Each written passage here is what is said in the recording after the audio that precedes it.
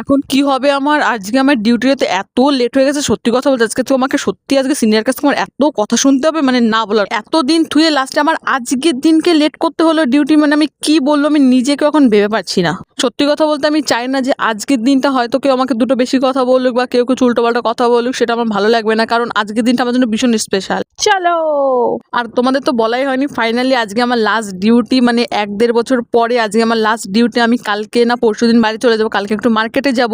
তো আজকে সত্যি কথা আমার ভীষণ স্পেশাল দিন। এই জন্য অনেকে আমার ভিডিও দেখে ভাবতেই পারে যে যাবে তো একটা নিজের বাড়িতে, তাতে এত খুশি হওয়ার বা কি আছে, বা এত ন্যাকামি করার কি আছে। দেখো আমি তাদেরকে এখন কিছু বলতে চাই না। একটা বছর, সত্যি কথা বলতে একটা বছর যে কি করে আমি এখানে কাটিয়েছি বা কি করে টাইম গেছে আমি বুঝতে পারি না। আজকে আমার জানি না, এখন আমার ভীষণ খারাপ লাগছে। আমি এতদিন ভাবছিলাম বাড়ি যাবো, কবে টাইম আসবে বাড়ি চলে যাবো, কিন্তু আজকে আমার জানি না এত খারাপ লাগছে। বিশেষ করে সত্যি কথা বলতে এই ডিপার্টমেন্ট না, যে ডিপার্টমেন্টে আমি 3-4 বছর ধরে কাজ করছি, মানে আমি সত্যি কথা বলতে আমার কাজের জায়গাটা আমি এতটাই ভালোবাসি, এই ডিপার্টমেন্ট এতটাই পরিষ্কার রাখি নিজের মতো করে, সেই জন্য হয়তো এতটা খারাপ লাগছে আমার।